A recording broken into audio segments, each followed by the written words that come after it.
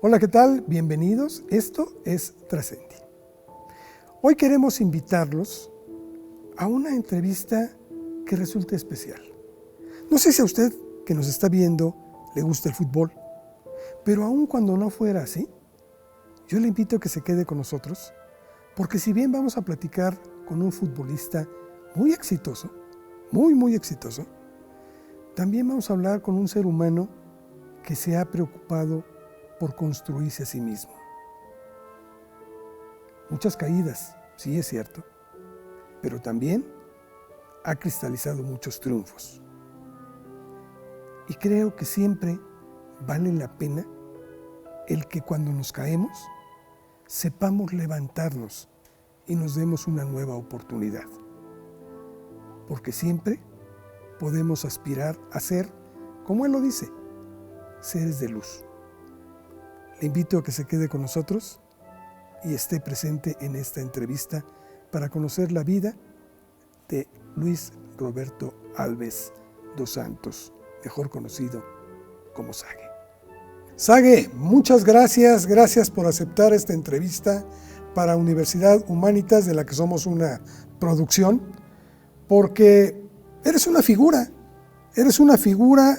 que ha dado mucho para el fútbol mexicano y creo que sin duda salen cosas muy interesantes como un ejemplo de vida, lo que nos vamos a conversar.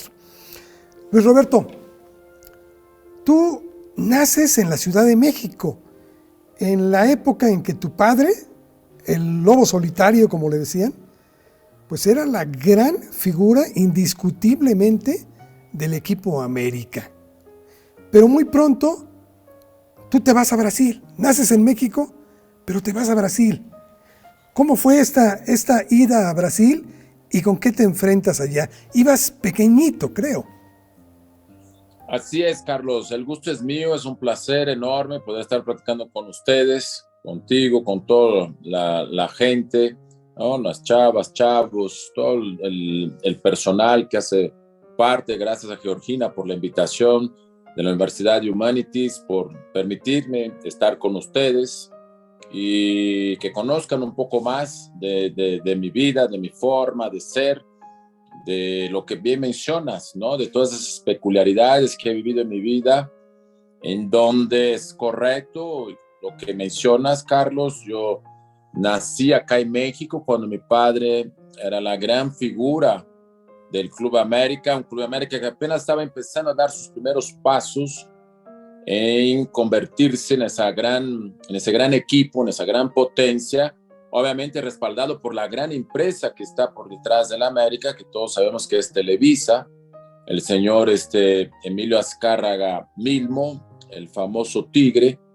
Quería hacer del América un equipo que realmente pudiera pelear contra, en aquel entonces, las famosísimas Chivas del Guadalajara, el campeonísimo como se conoció en aquel entonces, en aquella época, los años 60, el equipo del pueblo, el equipo de puros mexicanos, el equipo que era el más ganador en aquel entonces, y la idea era hacer de este América un oponente digno, un oponente que impusiera condiciones, un oponente que tuviera una gran distinción, y por eso trae a mi padre de Brasil. Fueron 10 años que él jugó acá en el fútbol mexicano, mi padre, que en paz descanse. Y sí, nací acá, ¿no? en México, pero a los 3 años no había ni completado los 4 años. Él se retira, que fue en el año de 71. Yo nací en 1967. De hecho, apenas habían construido el mítico y histórico Estadio Azteca, ¿no? En esa época, y es cuando entonces él decide regresarse a Brasil por influencia de mi madre, por la familia ya que todos viven en Brasil hasta el día de hoy, tanto por parte de mi padre como de mi madre, mis hermanos.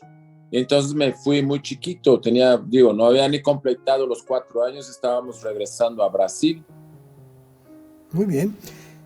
Indudablemente eso nos muestra que vivías inmerso en el fútbol. La pelota circulaba por todas partes del hogar. Es correcto, es correcto. Yo bromeaba, sí. había un comercial, no vamos a decir la marca, pero decía, desayunas, comes, cenas y todavía meriendas en la noche, ¿no? Decías tal marca, ¿verdad? En la familia era lo mismo, o sea, desayunábamos, comíamos, cenábamos y merendábamos, obviamente, todo sobre el fútbol. Así fue. Oye, pero una cosa es el ambiente y otra cosa es cuando tú te involucras ya personalmente. Tengo entendido que empezaste en lo que le llaman fútbol de salón o de sala, algo así. Es correcto, Carlos. En Brasil se practica mucho eso a raíz de ese crecimiento, ¿no? Tan imponente y gigantesco de las grandes urbes, de las ciudades grandes, los famosos terrenos baldíos, ¿no? Lo que es los terrenos que durante muchos años se convirtieron en canchas de fútbol para muchos niños, incluyendo Brasil y en muchas partes del mundo. Ese lado se fue perdiendo, ¿no? Con la construcción de casas, de edificios, centros comerciales. Entonces en Brasil se adaptó mucho la práctica de este deporte de fútbol de salón o fútbol de sala. En portugués, fútbol de salón. Acá en México, fútbol de sala, que juegan 5 contra 5, un espacio mucho más reducido.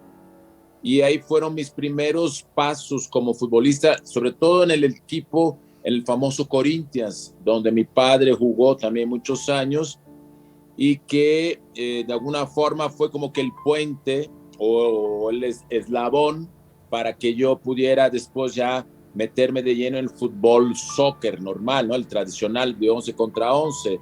En Brasil han dado muchos futbolistas, grandes futbolistas. Yo creo que seguramente el más destacado y conocido que ustedes tendrán en mente es Ronaldinho, el famoso Ronaldinho Gaúcho. Okay. Él empezó, Ronaldo el fenómeno, los dos Ronaldos de hecho en el Brasil empezaron jugando fútbol allá en Brasil, jugando precisamente fútbol de salón o fútbol de sala. Entonces, eso te ayuda mucho, desarrollo, técnica, disciplina, y fueron mis primeros pasos, mis primeros pinillos con relación a querer participar en un equipo ya más estructurado, un equipo más ordenado, ya con un entrenador, con compañeros, en fin, conceptos futbolísticos que después los apliqué de manera ya muy contundente en el fútbol de campo normal.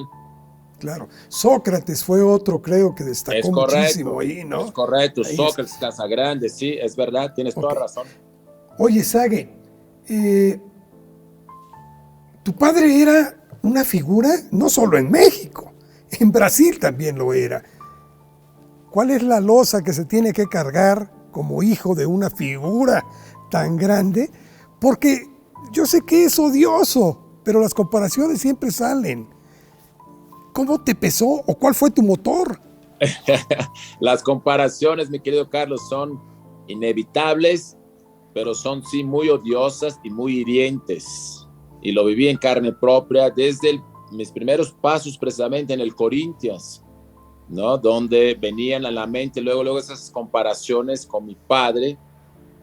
Y la verdad sí me dolía mucho, ¿no? Yo me imaginaba en mi infancia, decía, híjole, para igualarlo, no ni igualarlo, porque no era ni mi intención, para seguir su legado, para poder tratar de emular sus pasos.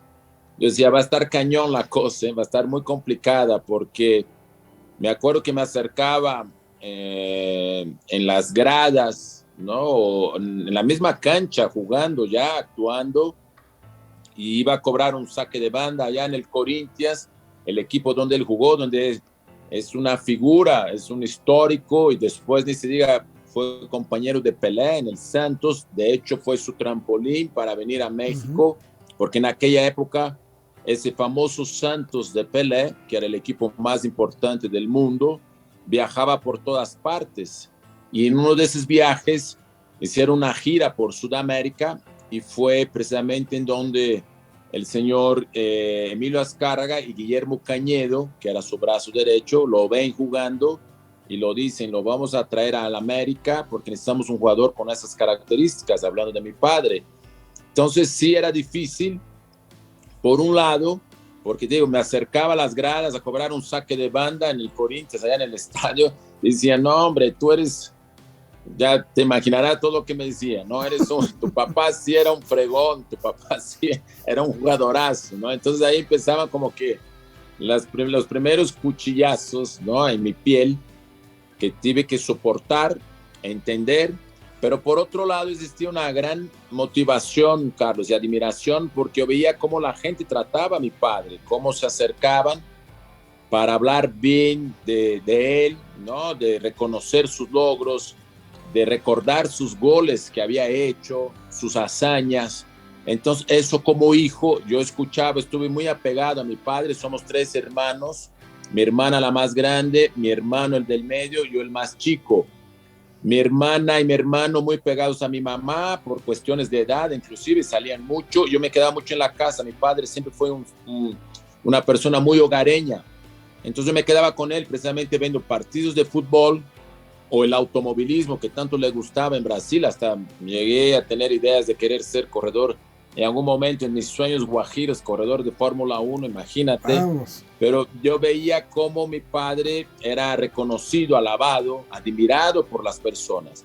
Entonces ese fue tal vez lo que me preguntas, mi gran motor, mi gran motivación de querer emular mi padre, ¿no? Seguir los mismos pasos, afortunadamente, ¿no? No sé, que no todos tienen pueden tener esa bendición o esa gloria o esa felicidad de tener un padre, y más un padre triunfador, ¿no? Que me inspiró, y fue así como traté de seguir los mismos pasos de él.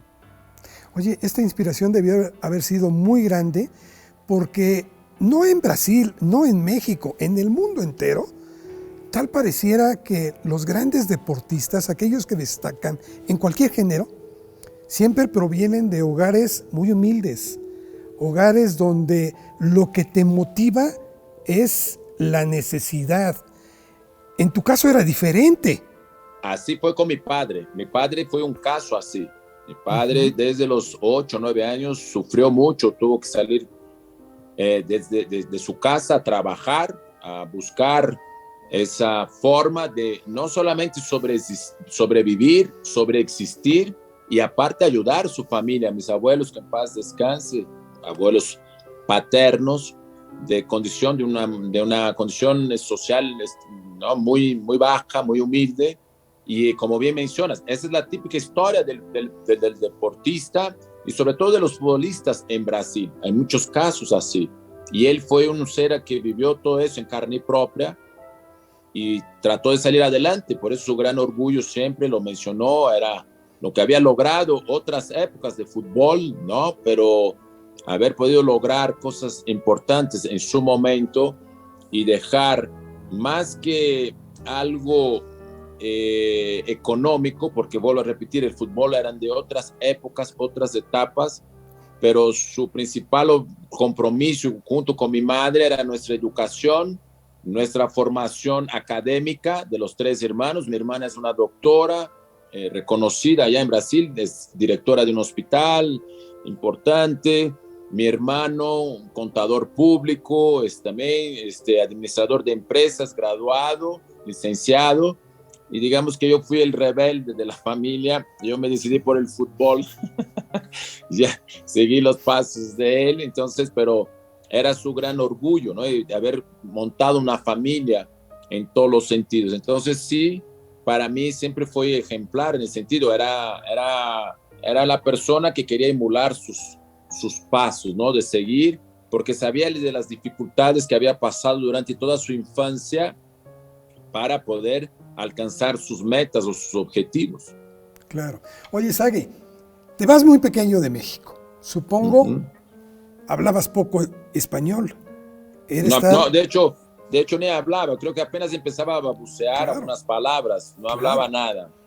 Fíjate, llegas a hablar portugués, llegas en un ambiente de fútbol, llegas con un padre que es un ídolo, empiezas el camino del fútbol y sin embargo, tú no aspiras nunca, allá que te vas a dedicar a esta profesión, a representar a la selección de Brasil.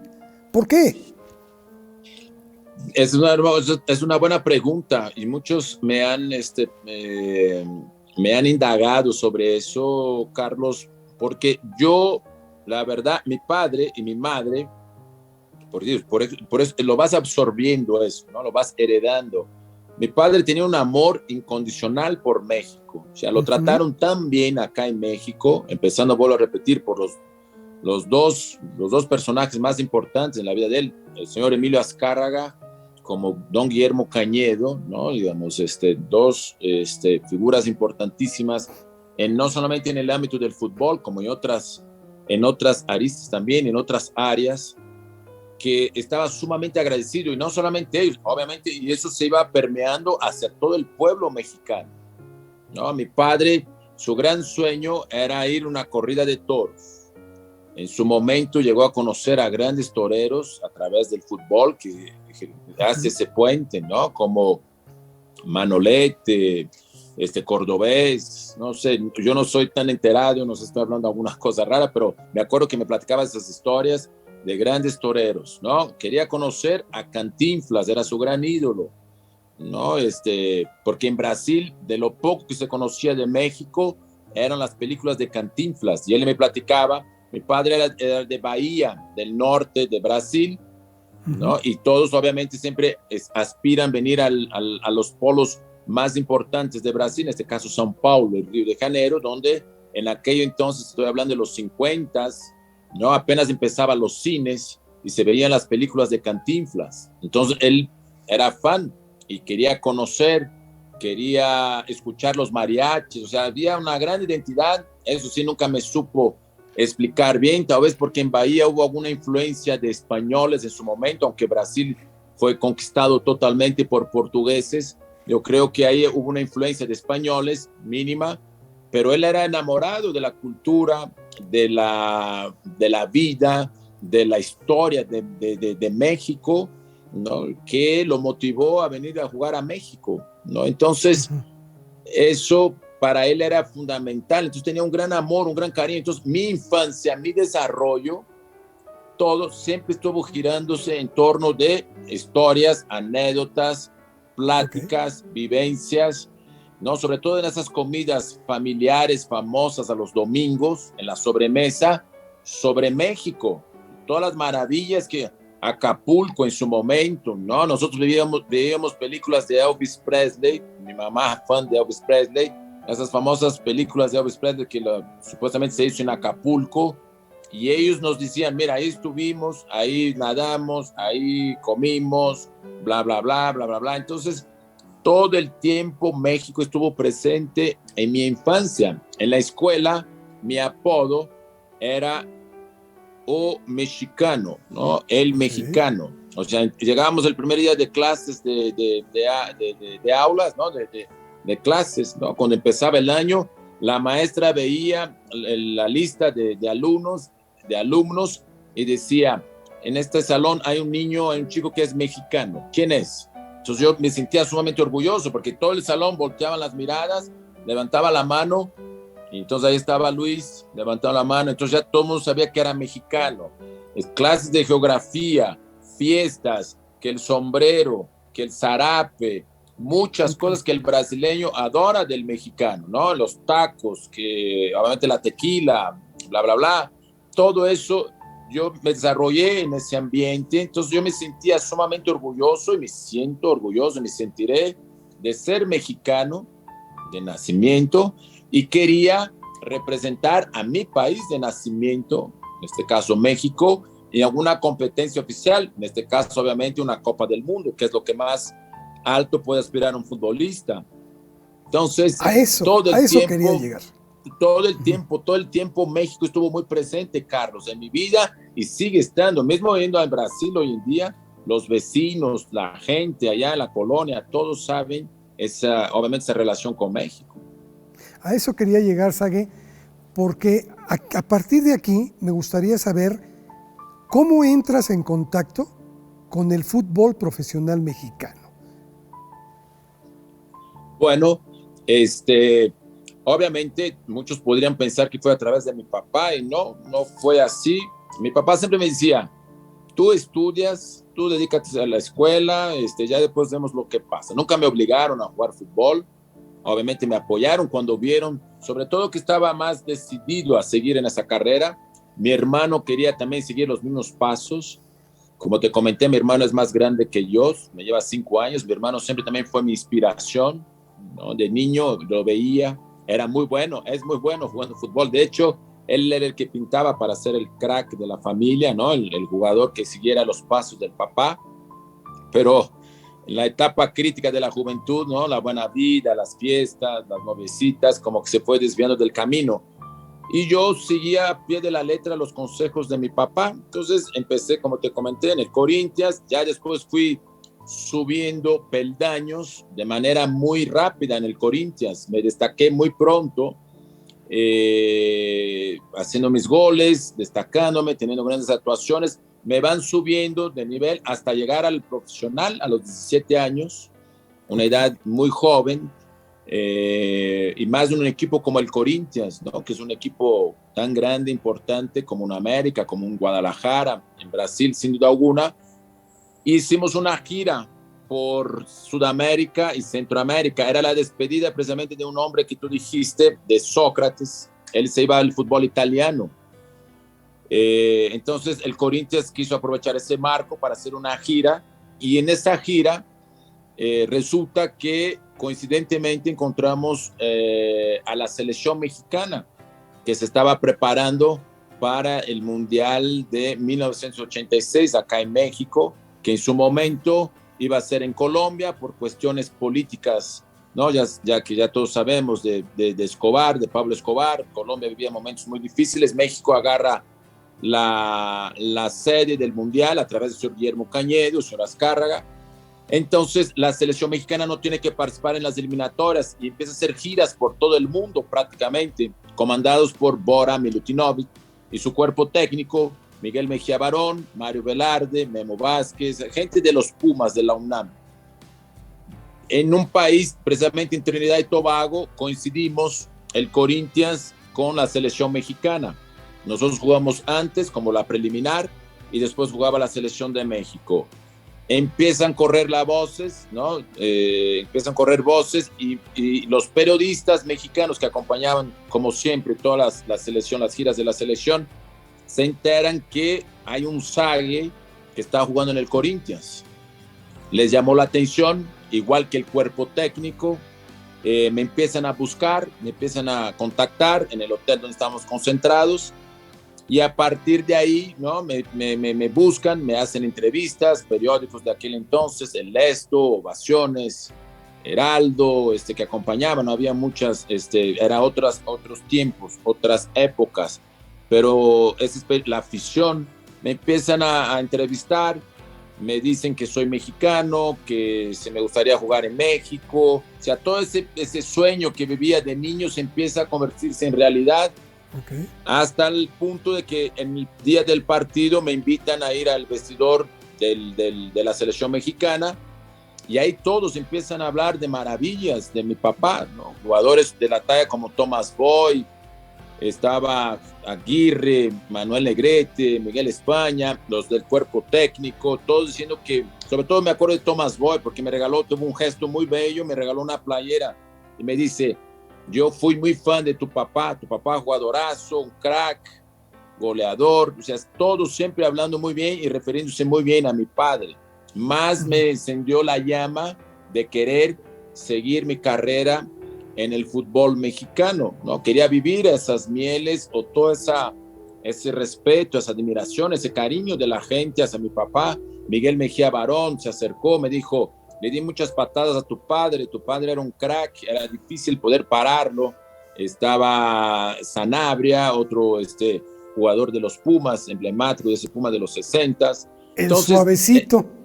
Es correcto, exactamente. Héctor Sanabria. Entonces, todo eso me fue motivando, Carlos, para querer inclinar, ¿no? O dirigir mi camino hacia el fútbol mexicano. Y fue ahí precisamente. Había un directivo de la América que acompañaba, que era de la Federación Mexicana, se apellidaba Martínez, don Ramón Martínez, me ve y luego llega a México y le comenta a la gente de la América, mira, ya está el hijo de Sague, obviamente, ¿no? El lobo solitario, Sague, ya está su hijo jugando, hizo goles, jugó muy bien, de hecho me fue muy bien esa gira, todo el mundo habla bien de él, le preguntaron a la gente del Corinthians, porque después de esa misma selección se fue a Brasil a prepararse, a jugar, también preguntaron, indagaron, y así fue como se dieron las cosas, Carlos. Ahí de repente ya teníamos el señor Panchito Hernández a través de un promotor, hablando con mi papá, obviamente, preguntando qué pasaba con mi situación, que querían que me viniera al fútbol mexicano. Y así fue como se dieron. El Corinthians no me quería dejar ir, me veían como un jugador de mucho futuro, pero yo estaba muy ilusionado. Mi papá, obviamente le digo a mi papá, hay que presionamos bastante. El Corinthians respetaron a mi padre por la figura que era, y así fue como se dieron los acuerdos entre América, Corinthians, y fue como llego al fútbol mexicano en 85, Carlos. ¿Cuándo debutas en el América? ¿Lo recuerdas? Mira, te voy a decir, no va a decir que si tengo muy buena memoria, creo que no, pero recientemente, ahorita día 1 de noviembre, me acaban de mandar en las redes sociales felicitaciones, que precisamente el 1 de noviembre de 1985 fue mi debut con el América, hace 36 años. Ok. Jugabas de extremo. Así en es. ese momento. ¿Cuándo fue tu primer gol, Sague? ¿Lo recuerdas? Sí. Precisamente en ese torneo, que era el famoso torneo Pro de 85 y México 86, que son los torneos previos al Mundial, cuando se da mi debut, el entrenador era el zurdo López, y vamos a jugar un partido contra el Puebla, allá en Puebla. Increíblemente y paradójicamente, Carlos, es el único gol de tiro libre que he hecho en toda mi carrera. Una jugada que hacía el zurdo López. Dice, vamos a preparar esas jugadas de táctica fija. Uno está delante del balón, otro está acá, pisan la pelota, la jalan, llega Sague, patea y hace el gol. Y dicho hecho, así salió la jugada, tal como habíamos ensayado. Y fue mi primer gol con el América contra el Puebla. Noviembre, la fecha no sé exactamente de memoria, pero sí noviembre de 1985. Fueron muchos goles más después que hiciste que te permite cristalizar tu sueño, convertirte en el seleccionado mexicano. Y asistes al primer mundial con la selección de México, creo que fue en 94. Una selección impresionante. Dicen que es la mejor que ha habido, pero que se queda a un pasito. ¿Qué pasó?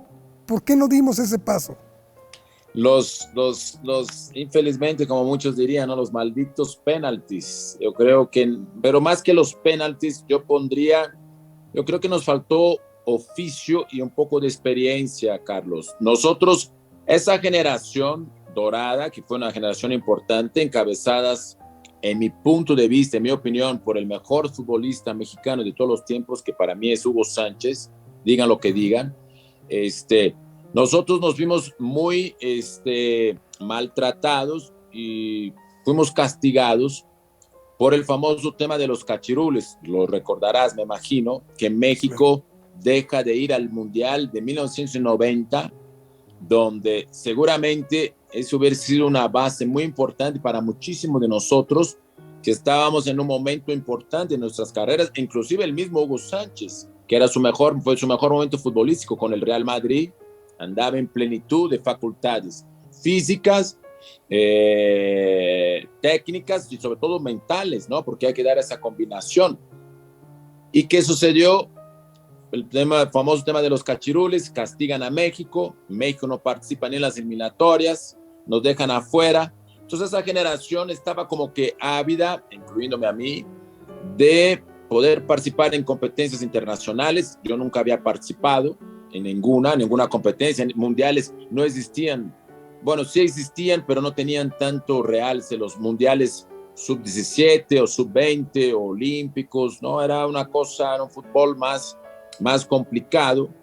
Entonces el Mundial obviamente era nuestra gran vitrina, que de hecho viene como antesala la famosa Copa América de 93, que yo creo en Ecuador, que fue la primera experiencia internacional de esa generación de futbolistas mexicanos, encabezados por, no todos, por Hugo Sánchez, pero un grupo importante: Jorge Campos, el Emperador Suárez, Alberto García Aspe, Benjamín Galindo, Hermosillo, Ramón Ramírez, grandes, Nacho Ambriz, muchos futbolistas de mucho carácter, de temple, de mucha técnica. ¿Qué sucedió? Que yo creo que nos faltó ese oficio en el último partido contra Bulgaria, de poder manejar de mejor manera el partido y evitar que llegáramos a los penaltis, ¿no? Hay una expulsión, un partido bajo unas condiciones climatológicas muy fuertes, ahí en Nueva York hacía un calor. Yo creo que es de los partidos reconocidos por FIFA que más calor se ha vivido, ¿no? Con más intensidad. Entonces yo creo que faltó experiencia, porque todos señalan los penaltis. Pues sí, pero los penaltis es consecuencia de, yo creo que este grupo de haber tenido un poquito más de madurez, de experiencia ya, de roce internacional, yo creo que sin duda alguna esa selección pudiera haber hecho cosas muy importantes. Lástima, obviamente el fútbol, como dicen, el si hubiera no existe, ¿no? El hubiera no existe. Así que fuimos tal vez presas de esa falta de experiencia, ¿no? De ese roce internacional que otras selecciones ya tenían mucho más. Y en este caso, en nuestro grupo, el único jugador que tenía ese roce internacional era Hugo Sánchez, ¿no? Claro. Y eso que venían de haber obtenido un año antes el subcampeonato de la Copa América. O sea, así era es, una que selección muy claro. Es correcto, que fue la gran sorpresa, la revelación. Nadie daba nada por México, ¿no? Lo invitaron, no creo nada más. Eso fue un gran acierto de los directivos. Se necesitaba ese roce. Me acuerdo que te recordarás también seguramente, Carlos, estuvo antes de Miguel Mejía Barón César Luis Menotti, entrenador de la selección argentino, campeón del mundo con Argentina, y íbamos de gira a Europa y llegamos al aeropuerto, no había una viva alma. O sea, de hecho, a recibirnos, de hecho me confundían, pensaban que yo era el portero y que Jorge Campos era el delantero, por ejemplo, ¿no? Por mi estatura. Entonces me llamaban conmigo, eres the goalkeeper. No, el goalkeeper es Jorge Campos, ¿no? Entonces, cosas que vivíamos, experiencias, por eso digo, faltó realmente tal vez más de ese roce internacional, que después creo yo, futuras generaciones, aunque no se ha logrado ese famoso quinto partido o llegar más lejos, yo creo que ya tuvieron más fortuna de tener una base más sólida. Nosotros llegamos ahí de la nada, ¿no? Vuelvo a repetir, digamos, una generación de jugadores ambiciosos que queríamos trascender, ¿no? Mi querido Luisito también estaba, el doctor Luis García, o sea, todos queriendo trascender, y así fue como poco a poco pudimos lograr una selección competitiva y que creo que ha dejado buenos sabores de boca en la afición mexicana. 4 años después, 98, supuestamente llegas en el mejor momento, con madurez ya, todo mundo esperaba que esa selección hiciera lo que la del 94 que había aspirado, no había logrado, y no llegas, Ague. ¿Qué pasó ahí? Es una pregunta que me hago hasta hoy, me duele mucho, ¿no? Pero destinos de la vida.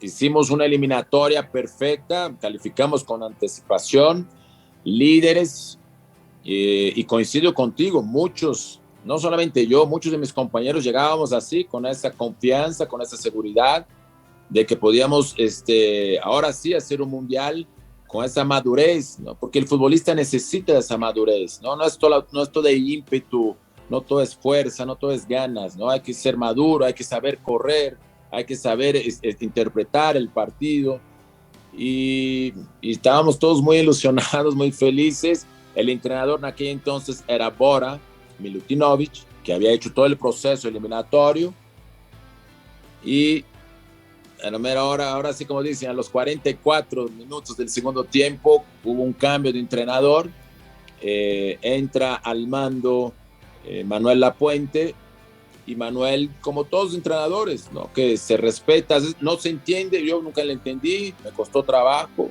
pero se respeta porque sabemos que muchas veces pasa eso en el fútbol, apuesta por su gente, ¿no? Otros compañeros que son amigos míos y los admiro, los respeto, pero sí sentíamos que era algo injusto con nosotros que habíamos vivido todo el proceso eliminatorio. Obviamente nadie tiene un derecho reservado. Yo soy de la idea que el futbolista que llega a la selección tiene que estar en un buen momento, que no hay cupos regalados o comprados o garantizados en la selección, es el día a día.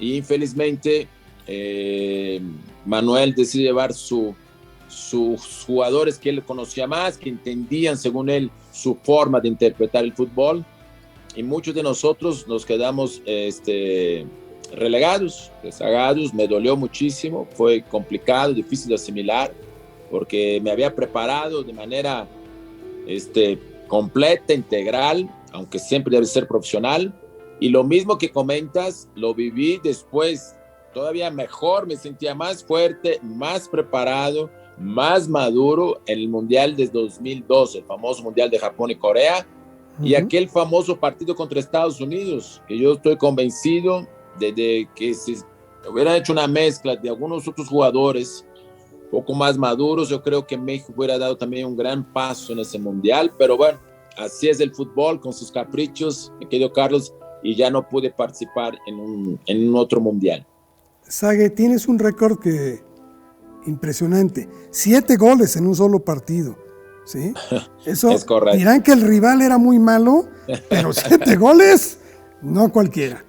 Como dice, ni las cáscaras haces eso, ni ¿verdad? Las cáscaras, claro. Estabas metiendo goles por donde quiera, te convertiste en el mejor goleador histórico de la América. Así es. Y de repente te mandan a otro equipo, Atlante. ¿Por qué? Así es. Otro capricho del fútbol, Carlos, que otras épocas no tenías tanta capacidad de decisión. En aquel entonces tú pertenecías a los clubes, no como hoy en día que el futbolista, que es un tema profundo, que bueno que es así. Hoy en día el futbolista tiene un contrato, ¿no?, de prestaciones de servicio. Al momento que se acabe ese contrato, el jugador es libre de poder decidir a dónde se quiere marchar. En aquella época no, pertenecías al club y no había forma. Si no existiera, si no hubiese una negociación entre los dos clubes, ¿no?, uno que te vende y otro que te quiere comprar, no podías salir de ninguna forma. Pero Televisa tenía el famoso comité de fútbol en donde era dueño de 3 equipos, algo que hoy tampoco ya está penalizado por FIFA, hoy no se puede. Y el Atlante también pertenecía a Televisa. El Atlante pertenecía, no sé si sigue perteneciendo, creo que ya no, Alejandro Burillo Azcárraga, primo de Emilio Azcárraga. Los primos al principio se llevaron muy bien, después del fallecimiento del señor Azcárraga mismo, pero después yo creo que hubo diferencias, se pelean, se dividen las cosas, y a mí me mandan al Atlante en esas negociaciones, ¿no?, de bienes, ¿no?, como si fuera un divorcio, ¿no? Esto es mío, este es tuyo, este es mío, este es tuyo. El América no dijo nada, no quiso tal vez pelear en su momento por mi persona o insistir más que me quedara en el América. Era mi gran sueño, de hecho me quería retirar en el América y me acaban enviando al Atlante.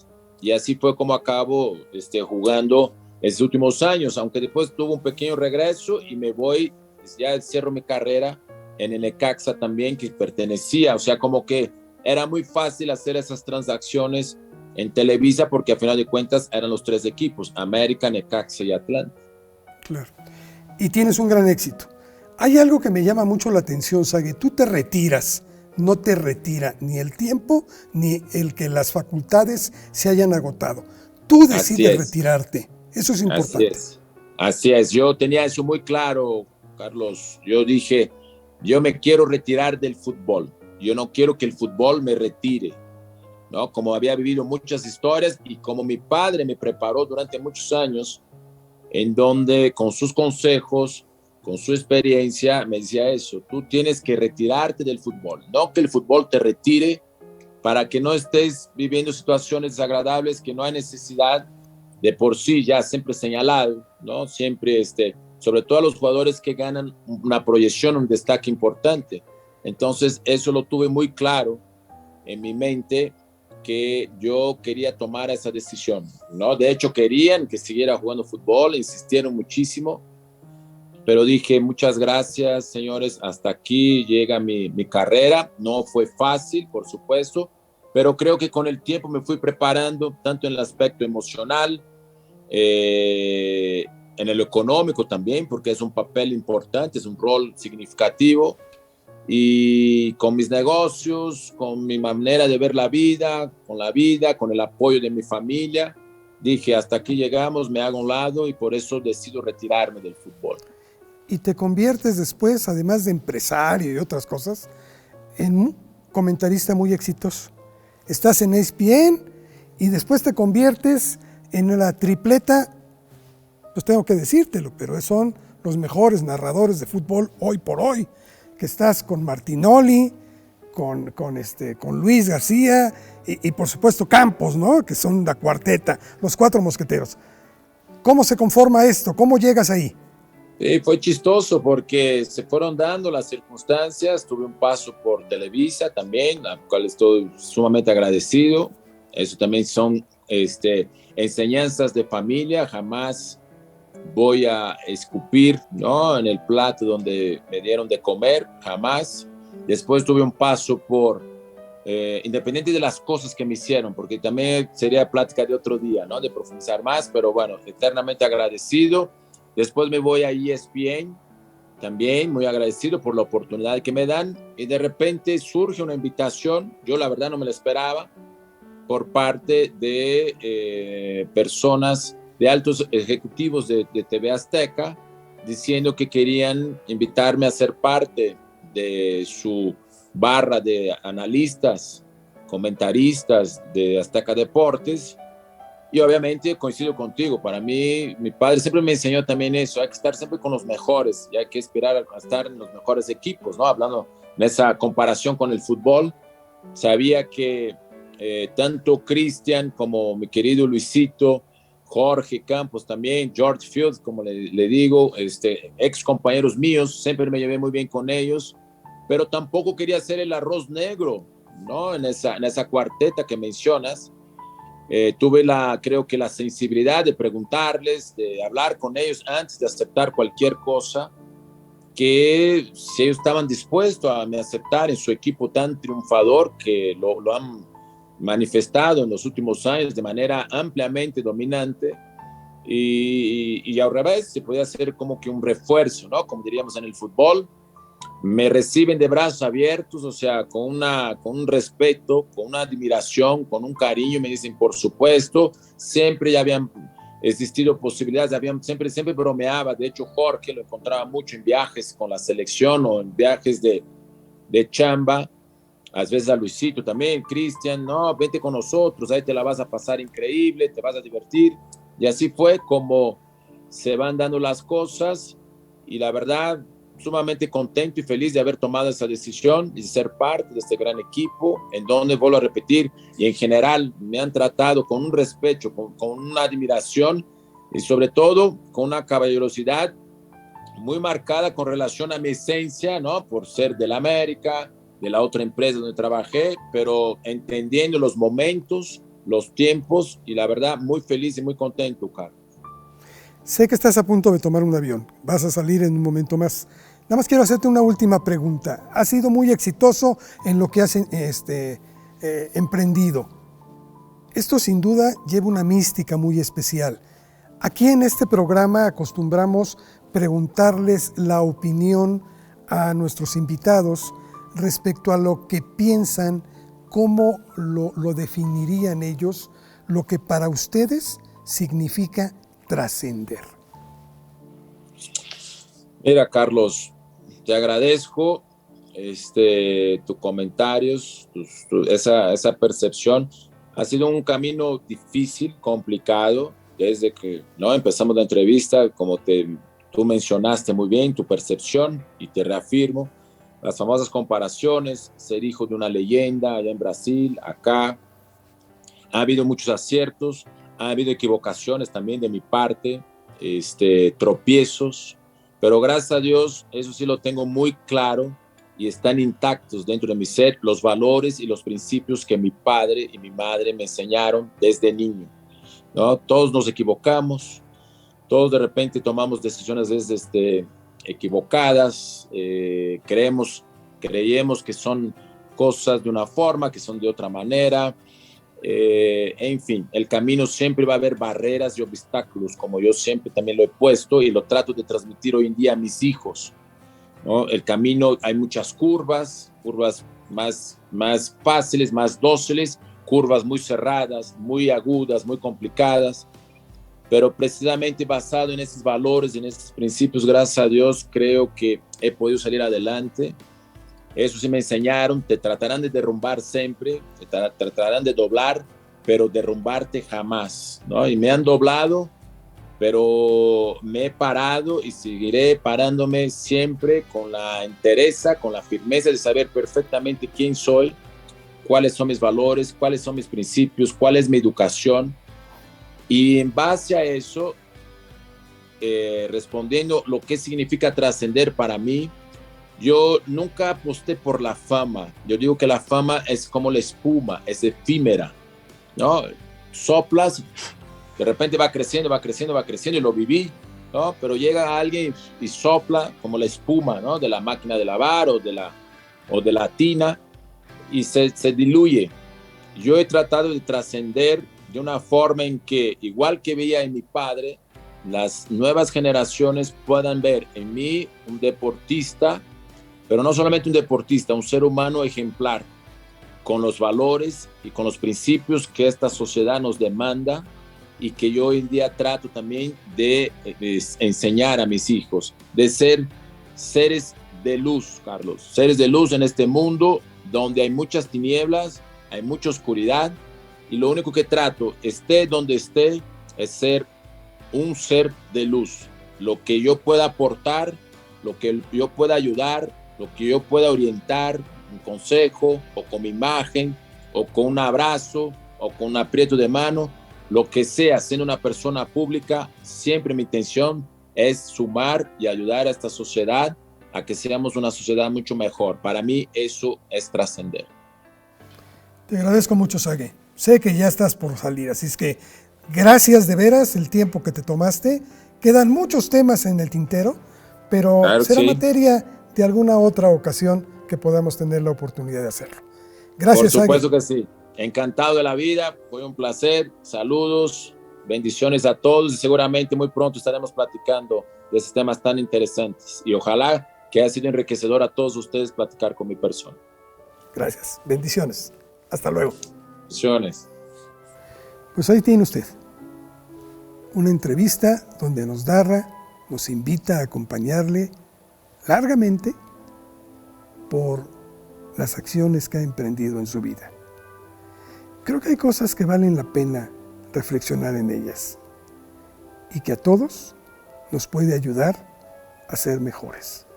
Como lo dijo al final, podemos ayudar a seguir construyendo este grandioso país que es México. Cada quien puede poner lo mejor de su parte. Gracias por habernos acompañado. Hasta la próxima en Trascendencia.